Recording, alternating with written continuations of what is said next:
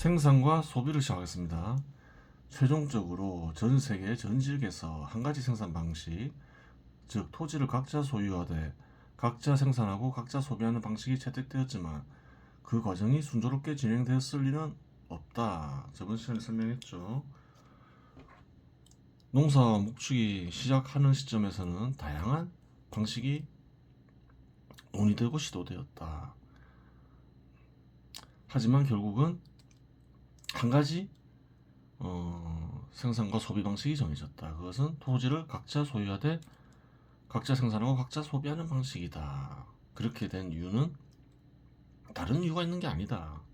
누가 강제로 그렇게 시킨 게 아니다. 이 방식 외에는 생존이 불가능하기 때문에 이 방식이 결국은 시행착오를 겪으면서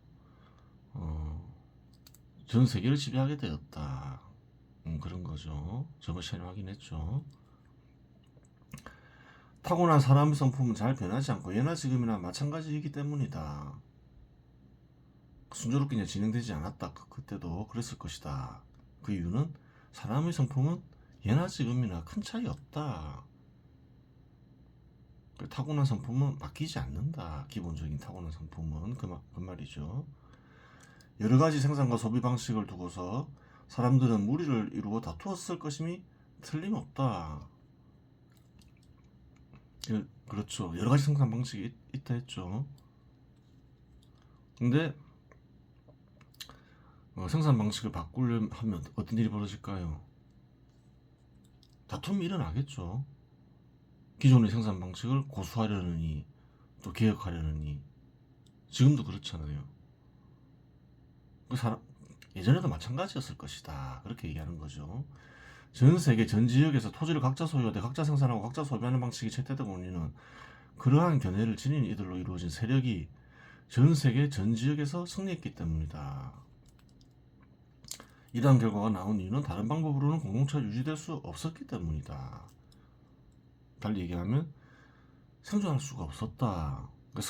전 지역에서 동일한 방식을 선호하는 세력이 승리한 데에는 전 지역에서 그 방법이 결국은 그 방법이 아니고서는 생존이 불가능했기 때문에 세월이 흐르면 무조건 승리했다. 그렇게 되는 거죠. 그럼 그렇지 않으면 전 지역에서 동일한 세력이 다 승리할 이유가 없잖아요. 그렇게 되는 거예요. 그러면 이제 시장지배 시대의 특징을 살펴보자. 그럼 현 시대의 특징을 한번 살펴봐야 되겠죠. 이전과는 비교할 수 없을 정도로 생산성이 비약적으로 상승하고 위험이 크게 감소한다. 그렇죠. 그에 따라 뭐 이전과는 비교할 수 없을 정도로 사람들의 수명도 크게 늘었죠. 인구도 크게 늘어나고. 그래요. 근데 생산성이 비약적으로 상승하고 위험이 크게 감소하는 것은 인류 혁명이 일어날 때마다 일어나는 특징이죠. 이게 없으면 인류 혁명이 아닌 거죠. 이전과는 비교할 수 없을 정도로 생산성이 크게 비약적으로 상승했으니까 어떤가요? 인류 혁명이라는 거예요. 현 시대 인류 혁명이 시작했다는 거죠. 둘째, 도구의 발전 속도는 이전과 비교할 수 없을 정도로 빨라진다. 인류 혁명의 특징은 뭔가요? 이전의 성취를 배척하지 않죠. 오히려 필요한 방식은 더욱 빠른 속도로 발전시키죠. 도구의 제작과 개량은 1차 혁명 때 이루어졌죠. 지금 어떤가요? 3차 인류혁명이 일어났다 해서 도구를 배척하냐는 거예요. 그게 아니라는 거예요. 도구의 발전 속도는 더욱 빨라지죠. 셋째, 농업과 목축업의 생산성 역시 이전과는 비교할 수 없을 정도로 빨라진다. 그렇죠. 3차 인류혁명이 일어났다 해서 농업과 목축업을 폐기하냐는 거예요. 아니라는 거예요. 더욱더 발전시키죠. 그 뒤에 살펴보기로 하고. 넷째, 생산자는 판매를 위해 생산하고 소비자는 시장에서 소비수단을 구매하여 소비한다. 이것이 이제 3차 인류혁명의 핵심 내용이죠. 이게 없으면 3차 인류혁명이 아니죠. 이전과는 삶의 방식이 완전히 바뀌죠. 이전에는 소비수단을 구하기 위해서는 직접 일을 했죠. 그 직접 일을 해서 생산물을, 자기가 소비할 생산물을 생산한 뒤 직접 소비했다는 거예요. 근데 어떤가요? 지금 시대는 생산자가 자기가 소비하기 위해서 생산하냐는 거예요. 아니라는 거예요. 판매를 해서 이익을 얻기 위해 생산하죠. 소비자는 어떤가요? 자기가 만들어서 소비하나요? 그게 아니라는 거예요. 시장에서 소비수단을 구매하여 소비한다. 그럼 이런 것은 어디에서 이루어지나요? 시장에서 이루어지더라. 그렇게 되는 거죠. 그래서 현 시대를 시장 지배 시대라고 얘기하는 거예요. 결과적으로 대부분의 생산수단과 소비수단을 시장에서 구매하여 사용하게 되며 화폐를 얻는 일이 곧 소득을 얻는 일이 된다.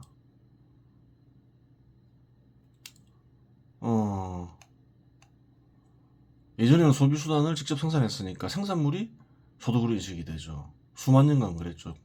근데 지금 어떤가요? 시장에서 다 구매하니까 무엇이 중요해지나요? 구매수단이 중요하죠. 구매수단이 뭔가요? 화폐죠. 화폐를 얻는 일이 소득을 얻는 일이 된다. 소득에 대한 인식이 완전히 바뀌어버리죠. 생산물에서 화폐로 인식의 대전환이 이루어지죠. 다섯째, 산업 간 평등이 실현되고 신분제도가 부정된다. 그래요. 과거에는 농업자본이 신분제도를 통해서 다른 산업을 지배했죠. 하지만 이제 그런 게 금지된다는 거예요. 그에 따라 국민들의 권리와 업무는 같은 것으로 인식된다. 예전에는 안 그랬죠. 수천 년간. 이것도 인식이 대전환이죠. 여섯째, 민주주의가 크게 유행하면 민주정치제도가 도입된다. 민주정치는 그래요. 고대에 수천 년 전에 채택되기도 했죠. 근데 2차 인류혁명을 완수하는데 부적합해서 다 폐지되었죠. 근데 3차 인류혁명에서 다시 도입되고 지금은 크게 유행하고 있다는 거예요. 뒤에서 살펴보기로 하고 어떤 종류의 인류혁명이건 인류혁명의 특징은 생산성을 크게 향상시키고 위험을 크게 감소시킨다는 공통점이 있다. 첫째에 대한 설명이죠. 3차 인류혁명 역시 이전과는 비교할 수 없을 정도로 생산성을 크게 향상시켰고 위험을 크게 감소시켰다. 그렇죠. 아까 설명했죠. 인류혁명은 이전의 방식을 배척하지 않으며 필요할 경우 오히려 더욱 발전시킨다. 확인했죠. 도구도 더욱 발전시키지 폐지하지 않죠. 농업과 목축업도 여전히 필요하니까 더욱 발전시키죠. 1차 인류혁명으로 인해 도구를 제작 개량하게 되었는데 도구의 발전 속도는 이전과는 비교할 수 없을 정도로 빨라진다. 그래요. 요즘에는 거의 자동화가 된 기계도 많이 사용하고 농업도 보면 그렇죠. 주로 기계를 이용하죠. 트랙터 같은 거. 또한 농업이나 목축업의 생산성 역시 지속적으로 향상된다. 배척하지 않는다는 거예요. 오히려 농업이 중심이 된 사회보다 생산성이 더 빠르게 증가하죠. 도구의 개량을 통해서 그건 공업의 발전으로 인한 거죠. 또는 그래요. 여러 가지 이제 생명공학을 담당하는 산업도 있겠죠. 그런 산업의 발전으로 인해서 또 종자가 개량되고 이러면서 더욱 생산성이 증가하죠. 확인할 수 있는 거는 확인해 보면 되겠죠. 면적당 쌀 생산성 한국 1980년 1헥타르당 4,300kg이 생산됐는데 2000년까지 계속 증가하죠. 한 50%나 증가하죠. 6,700kg. 그 뒤로 생산성이 잘 증가 안 하죠. 2000년 이후로는 한계에 부딪혀 있는 거죠. 일부는 1980년에 5,100kg 꾸준히 증가하죠. 7,100kg까지 증가하죠. 미국도 보면 한 4,900kg에서 지속적으로 증가해서 8,500kg까지 증가하죠. 4,900kg에서 8,900kg. 한국만 2000년 이후로 정체되어 있는 거죠. 쌀만 그렇냐? 그렇지 않다는 거예요.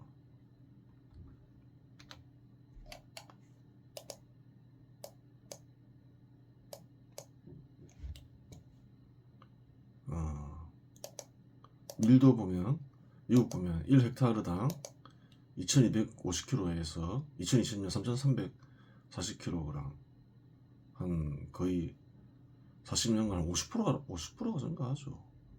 프랑스 5100kg에서 6600kg, 30-40% 증가하죠. 독일 4700kg에서 7800kg, 그래요. 한 50% 가까이 증가하죠. 그래요. 영국도 증가하고 다 그래요. 배척하지 않는다는 거예요.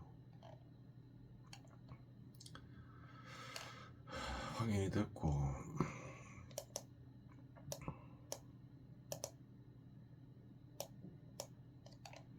3차 인류혁명이 일어나기 전까지는 생산수단과 소비수단과 같은 인간에게 필요한 수단을 직접 생산하여 소비하였다. 그렇죠. 그러한 이유로 생산물을 얻는 일이 소득을 얻는 일로 인식되었다. 하지만 3차 인류혁명이 일어나면 인간에게 필요한 수단을 시장에서 구매하였지 소비자가 직접 생산하지 않는다. 그러한 이유로 구매수단인 화폐가 중시되고 화폐를 얻는 일이 소득을 얻는 일로 인식된다. 그렇죠. 현 시대 사람은 화폐를 소득으로 인식하는 일이 당연한 일로 여길 수도 있으나 수만 년간 인류는 생산물을 얻는 일을 소득을 얻는 일로 인식했다. 그러한 의미에서 화폐를 소득으로 인식하는 일은 인식이 되지는 아니다. 그렇죠. 현 시대 사람들 대부분은 화폐를 얻는 게 소득을 얻는 일이지 이렇게 생각하지만, 그리고 그것이 너무나 당연하게 여기지만 수만 년간 인류는 그렇게 생각하지 않았다는 거예요. 최근의 일인 거죠. 인식이 대전환인 거죠. 시장이 발전하기 위해서는 기본적으로 상업이 발전해야 하며,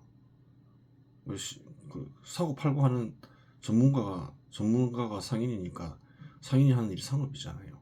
상업을 바탕으로 농업제품과 공업제품의 교환이 활발히 이루어져야 한다.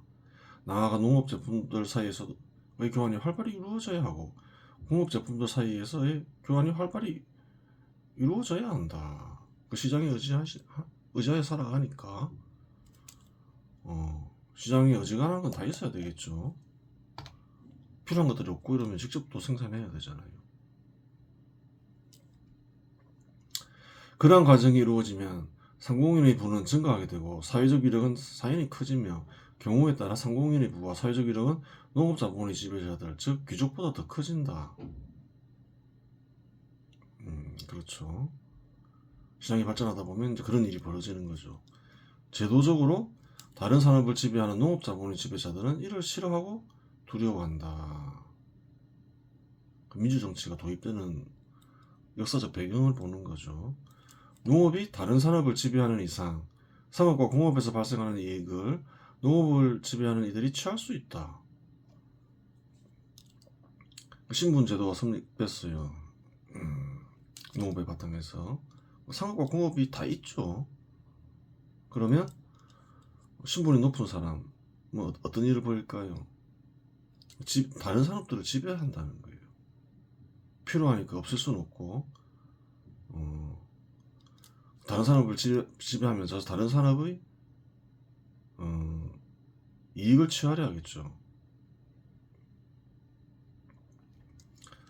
또한 상공인들의 사회적 이력이 농업을 지배하는 이들과 비슷해지거나 더 커지면 기존의 신분제도를 파괴하려 한다. 그렇죠. 당연하죠.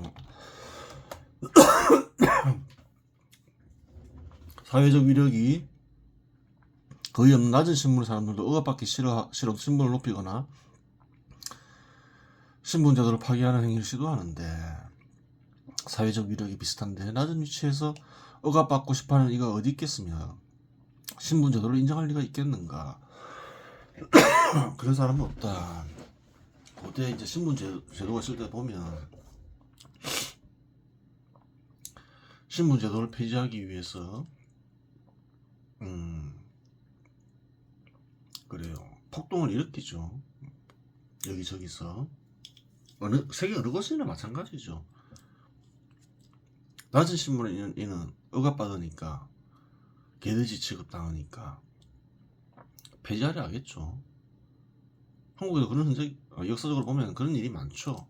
최근에 보면 동학농민 운동도 있었고, 더 거슬러 올라가면 뭐 망소의 난도 있고, 그런 시대에 보면 만적의 난도 있고 많죠.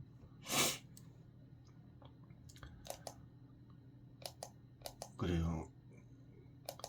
신분이 낮고 힘이 없어도 그런 일을 벌이는데, 이제 상공인의 세력이 커져요. 부도지니고 있죠. 그런 일들이 가만히 있겠냐는 거예요. 신분제도를 폐지하려 하지. 이런 경우 통상 내전이 일어나면 상공인이 승리하면 국가 제도가 바뀌며 시장 지배 시대 제도로 이행하게 된다. 그래요. 만일 이러한 전쟁에서 상공인이 패하면 시장 지배 시대로 이행하지 않는다. 다 죽여버리겠죠. 패하면 귀족들이.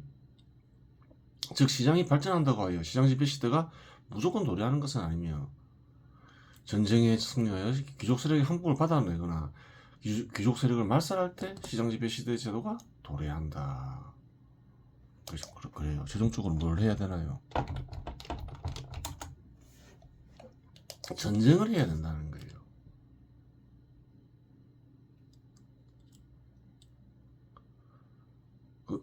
그래요. 수천 년간 형성된 신분제도로 이익을 보는 이들이 있겠죠. 순순히 자신들이 얻는 이익을 포기하지 않는다는 거예요. 많은 이들이 그래요. 민주정치를 채택해서 평화적으로 발전했다, 그런 생각을 많이 하죠. 민주정치를 도래하면 무조건 발전한다. 그렇지 않다는 거예요.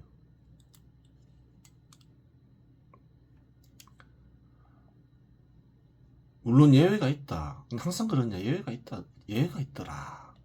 대표적인 예가 한국인데, 농업을 지배하는 이들이나 상공인 모두 일본의 식민지 지하에서 무력한 존재였다. 그렇죠. 조선은 그래요. 19세기 중후반 개혁에 실패하면서 결국은 이제 일본의 식민지가 되죠. 그러면서 어떻게 되나요? 한국 본토인들은 아무런 힘이 없게 되죠. 무력한 존재였다. 개혁할 당시에 일본 정부가 물러난 뒤에도 미군정이 실시되어 양쪽 모두 힘이 없었다. 다 힘이 없었다는 거예요. 일본 식민차가 끝났을 때도 그래요. 미국이 이제 일본에서 승리했죠. 2차 대전 때. 그러면서 이제 미군정이 실시됐다는 거예요. 그러니까 여전히 이제 한국 본토인들은 다 힘이 없었다는 거예요. 미국으로부터 정부를 이양받아 한국이 세워질 때, 그래요. 미국이 식민 통치하려고 하지 않았죠. 그래요. 그러면서 한국 본토인들에게 이제 정부를 이양했다는 거예요. 수립된 이승만 정부 구성원들은 농업을 지배하는 이들이 아니었고, 농업의 지배자들은 별다른 힘이 없었죠. 권력에서 배제됐으니까 전쟁 없이 쉽게 시장 지배 시대 제도를 도입할 수 있었다. 한국에서는 어떻게 도입됐나요? 상공인이 세력이 성장하면서 시장이 발전하면서 그 다음 반드시 따라야 될 게 뭔가요? 전쟁이죠. 그 전쟁을 피할 수 있었다는 거예요. 왜? 귀족 세력이 이미 존재하지 않았고 농업 지배자들은 있었겠죠. 힘이 하나도 없었다. 그래서 쉽게 제도가 도입되었다. 달리 얘기하면 한국에서는 3차 인류혁명 세력과 신분제도에 바탕한 농업의 지배자들, 즉 귀족과의 전쟁이 생략되었다. 한 번의 큰 전쟁을 치렀어야 되는데, 시장이 발전했다 하더라도 그 전쟁은 피할 수 있었다. 물론 시장 지배 시대 제도의 도입 과정에서 좌파의 인사들인 공산주의자들과의 전쟁은 있었고, 3차 인류혁명 세력, 즉 우파 인사들이 남한에서 좌파 인사들을 말살시킴으로써 시장 지배 시대 제도에 바탕한 국가를 세울 수 있었다. 근데 그러면 좌파 인사들과 인사들이 없었냐는 거예요. 3차 인류혁명에 반하는 있었다는 거예요. 근데 그 세력은 귀족 세력은 아니었다. 고대 농경국가 시대에서부터 형성된 생각과 정서를 지닌 이들이 공산주의를 받아들이면서 3차 인류혁명에 반발하는 세력이 그때도 있었다. 그들과 전쟁을 했는데 남한에서 승리하죠. 그러면서 말살시키잖아요. 대표적인 사건이 4.3 사태잖아요. 그 역사적 진실인 거예요.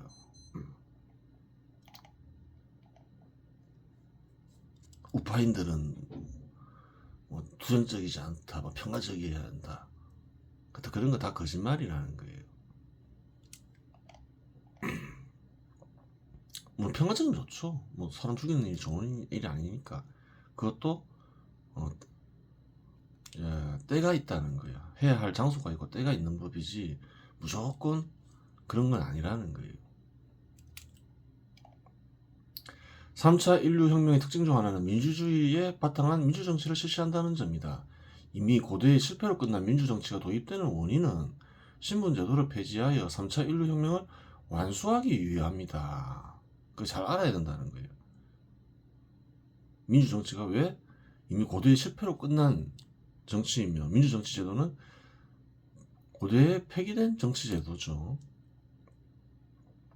2차 인류혁명에 적합하지 않으니까. 현 시대 민주주의가 크게 유행하고 문명이 발전한 국가에서는 선거와 투표를 통한 민주정치를 실시하고 있다 보니 현 시대 대부분의 사람들은 민주주의를 실현하는 것이 문명을 발전시키고 공동체를 번영과 평화에 이르게 한다고 생각하기 쉽다. 그렇게 생각하는 이들이 많죠. 민주주의를 도입하면 3차 인류혁명 무난히 성공하면 국가는 번영과 평화에 이르지 않겠는가. 그래요. 하지만 최근 100년의 역사를 살펴보면 현 시대 발전한 국가에서는 실시하는 민주정치를 실시하여 번영과 평화에 이른 국가는 단 하나도 없다. 100년을 보자는 거예요. 사례를 보자는 거예요.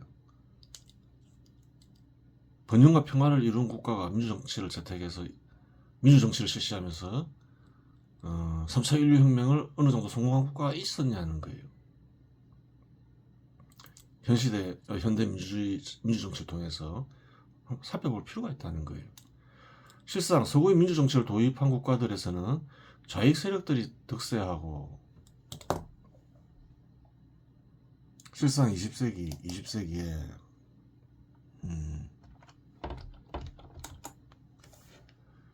사회주의 정책이나 사회주의에 기반한 포퓰리즘 정책이 실시되어 크게 쇠퇴하고 국민들은 가난과 절망에 빠져 있다. 그 민주정치를 도입했어요. 그랬더니 어떻게 됐냐? 오히려 3차 인류혁명을 완수하기는커녕 이상한 나라가 돼 있더라. 포퓰리즘 정책이 실시되고 있더라. 그렇죠.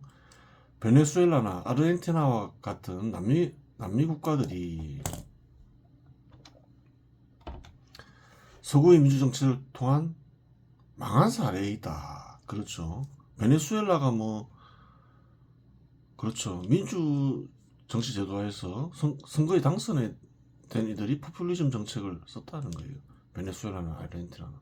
그러면서 어떻게 되나요? 망한 사례이다. 망한 사례는 숱하게 찾아볼 수 있죠. 근데 성공한 사례는 단 하나도 없더라. 이상한 일이다. 이렇게 되는 거죠. 최근 100년간 번영의 기틀을 마련한 대표적인 국가는 한국과 중국인데 성공한 나라가 번영의 기틀을 좀 마련했다라고 볼 수 있는 나라가 한국과 중국이더라. 3차 인류혁명을 어느 정도 성공해서 한번 보자는 거예요. 두 국가는 민주정치를 실현하는 과정에서 번영과 평화의 기틀을 마련한 국가는 아니다. 군사정부가 있었죠. 군사정부의 1차적 목적이 민주정치의 실현이었냐는 거예요. 아니라는 거예요. 중국은 전형적인 권위주의 국가죠. 물론 이제 공산당인데 공산주의 실현하려는 것은 이미 이전에 접었죠. 어떻게든 이제 민간 기업을 육성하려고 하죠. 시장을 키우려 하고. 근데 어쨌든 정치 형태를 보면 그때 그 당시 정부들이 민주 정치를 실현하려고 했냐는 거예요. 현 시대 한국에서 채택하고 있는 민주 정치 제도를 중국이 채택하면서 번영의 기틀을 마련했냐는 거예요. 그게 아니라는 거예요. 정확하게 진실을 알아야 된다는 거예요. 중국은 권위주의 정치 제도 하에서 번영의 기틀을 마련하며 3차 인류혁명을 일부 완수하였고, 한국은 과거에 비하면 민주적이고 현 시대와 비교하면 권위적인 정치 제도 하에서 번영의 기틀을 마련하며 3차 인류혁명을 일부 완수하였다. 한국을 잘 봐야 된다는 거예요. 민주정치를 채택한 나라가 한국이니까. 흔히 군사정부를 그래요. 권위주의 정치라고 보기 쉽지만 꼭 그렇게 봐서는 안 된다는 거예요. 예전에 얘기했죠. 어디에 서 있냐에 따라서 그래요. 그 민주적이냐 아니냐도 갈린다는 거예요. 예를 들어서 일본 식민 지하에 있던 사람 혹은 조선 왕조에 있던 사람이 군사정부를 보면 어떨까요? 굉장히 민주적이죠. 국회의원도 선거로 뽑고 대통령도 선거로 뽑고 뭐 체육관에서 뽑든 어디서 뽑든. 예전에는 안 그랬잖아요. 근데 현 시대에서 보면, 현 시대 한국에서 보면 굉장히 권위적으로 보이죠.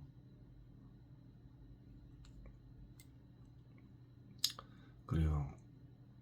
한국에서는 민주정치가 점점 강화된 형태로 갔죠. 그러니까 군사정부는 민주정치가 일정 정도 개입된 상태에서 3차 인류혁명을 일부 이제 성공적으로 끝냈다는 거예요.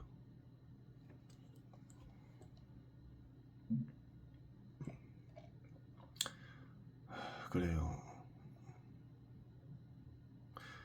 실상 선진국들의 경우에도 현시대 민주정치 제도 하에서 번영의 기틀을 마련한 것은 아니다. 현시대 민주정치를 실시한 서구의 대부분의 국가들에서도 좌파 세력이 득세하며 사회주의에 기반한 포퓰리즘 정책이 실시되었고, 최근 50년간 상대적으로 가난해지며 쇠퇴하고 있는 중이다. 현대 민주주의는 이제 서구에서 비롯됐는데 어떤가요? 상대적으로 계속 가난해지고 있죠. 현대 좀 발전한 국가가 민주정치를 채택하고 있으니까 민주적 정치, 현시대 민주정치를, 현대 민주정치를 도입해서 발전하고 있는 국가는 없다는 거예요. 상대적인 거죠. 유럽을 보라는 거예요. 현대 민주주의가 싹튼 유럽을 보면 계속 상대적으로 약해지고 있죠.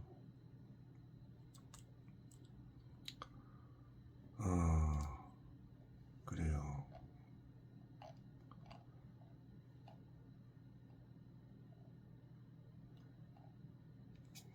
그럼 보겠습니다. 그러면 민주정치의 운명은 어떻게 되는가? 답은 정해져 있다. 큰 수정 내지 폐기가 불가피하다. 고대의 민주정치가 일부 지역에서 실시되었지만 2차 인류혁명에 적합하지 않아 폐기된 것과 같은 이치이다. 즉 3차 인류혁명에 적합하지 않은 정치는 공동체를 위기에 빠뜨리고 공동체 구성원들을 가난과 절망에 빠뜨리기 때문에 폐기될 수밖에 없다. 고대에 민주정치가 도입되었지만 몇 군데에서 폐기된 이유가 뭐냐? 2차 인류혁명에 적합하지 않았기 때문이다. 핵심은 인류혁명이지. 정치 이럴 수도 있고 저럴 수도 있고, 현시대 민주주의 같으면 뭐 내각제 할 수도 있고 대통령제 할 수 있고 뭐 이것저것 해볼 수 있는 그런 게 아니다. 인류혁명에 적합하면 살아남고 인류혁명에 부적합하면 사라진다. 근데 현대 민주주의를 채택한 나라들을 보면 잘 되는 나라가 하나도 없더라. 그러면 큰 수정 내지 폐기가 불가피한 것이다. 무엇이 우선인지를 잘 봐라. 그렇게 되는 거죠. 그래요. 그 서구도 마찬가지죠. 한국과 마찬가지인 거예요. 민주주의가 계속 강화됐지만 현 시대 민주 정치를 하는 과정에서 개혁에 성공한 건 아니라는 거예요. 3차 인류혁명을 완수한 건 아니라는 거예요. 한국과 비슷한 과정을 거쳤을 것이다. 한번 뻔하다. 그렇게 되는 거죠. 현대 민주 정치는 실패한 것이다. 답 없다. 폐기 내지 수정이 불가피하다. 그렇게 되는 거죠. 3차 인류혁명이 부적합한 어떤 정치 제도도 폐기 내지 수정이 불가피하다. 그렇게 되는 거예요. 민주정치 그 자체는 3차 인류혁명과 큰 연관성은 없다. 민주정치 그 자체는 뭐 인류혁명과는 뭐 어떤 그런 건 아니라는 거예요. 큰 연관성, 아주 작은 연관성은 있을 수 있죠. 하지만 민주정치가 3차 인류혁명에 이용될 수는 있다. 3차 인류혁명 달성에 필요한 조건은 신분제도 폐지와 산업 간 평등을 달성하는 일이다.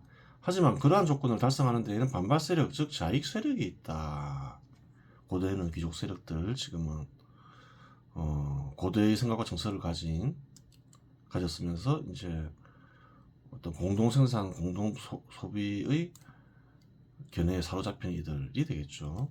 그러한 경우 민주 정치가 자익 세력을 교화하거나 말살하는 데 이용되었을 경우에 늘 3차 인류혁명에 기여하여 번영의 기틀을 마련하는 데 도움이 되었다.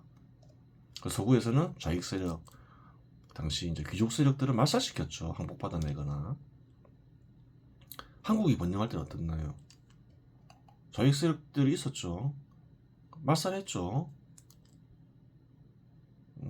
대표적인 예가 4.3 사건과 6.25더라. 말살했어요. 그리고 군사정부도 어떤가요? 철저한 말살 정책을 썼죠. 그러니까 민주정치를 어떻게 실시하냐에 따라서 3차 인류혁명에 기여할 수도 있고 기여하지 않을 수도 있다. 이렇게 되는 거예요.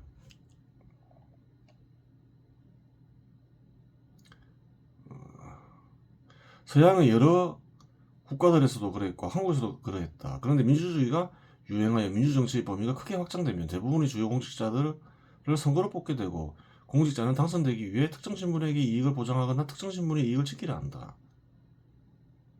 신분제도의 시작은 특정 신분의 이익을 보장하는 데에서 시작한다.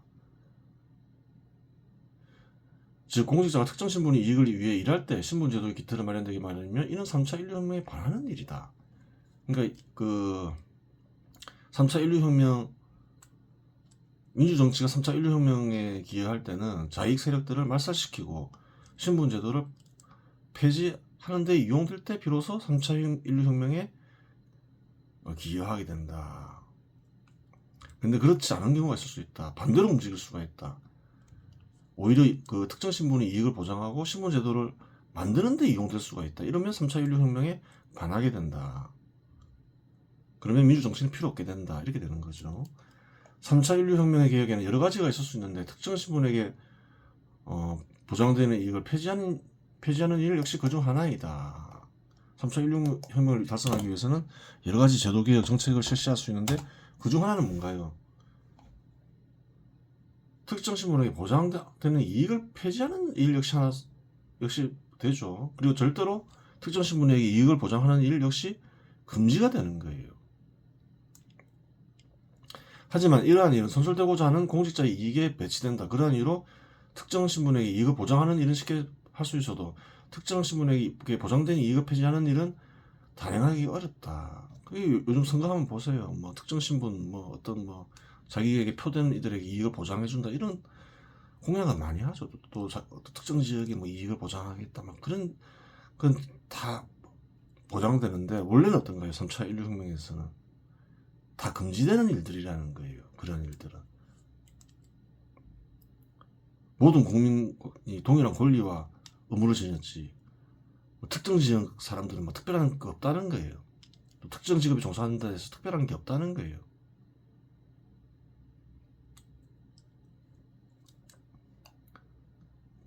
반대로 움직이고 있더라. 그러니까 민주정치가 실시되면서 좋은 사례가 있고 좋은 결과를 내는 경우가 있고 아닌 경우가 있는데 그것은 다 보니까 잘 될 때에는 3차 인류혁명을 달성하기 위해서 민주정치가 이용되었을 때 좋은 결과를 내고 3차 인류혁명의 취지에 반하게 민주정치가 운영될 때는 그래요. 나라를 위태롭게 하고 가난에 빠뜨리더라. 현대 민주정치는 어떤가요? 초기의 민주정치와는 도입되었을 때의 민주정치와는 많이 다르죠. 많이 변질되었죠. 잘못된 정치를 하고 있더라. 그렇게 되는 거예요. 그러한 일을 하면 강력한 반발에 부딪히면 경우에 따라 파면당한다. 3차 인류혁명에 내가 한번 가담해서 한번 좀 제대로 한번 기억해 보겠어. 그럼 어떻게 되나요? 파면당하죠. 한국에 그런 사례가 있죠. 윤석열 대통령이라고 강력한 반발에 부딪히면서 파면당했어요. 사회 곳곳에서. 물론 지지하는 세력들도 굉장히 많음을 확인했죠. 이러한 경우에 민주정치는 3차 인류혁명에 반하는 정치가 되며 그러한 정치가 시행되는 곳에서는 사회 전체 생산성이 약화되면서 쇠퇴하게 되고 경우에 따라 멸망하게 된다. 그래요. 남미 국가들, 베네수엘라, 아르헨티나 그런 국가들 그러한 전철이 있죠. 뒤에 편은 또 다음 시간에 보기로 하고 이번 시간에서 마치겠습니다.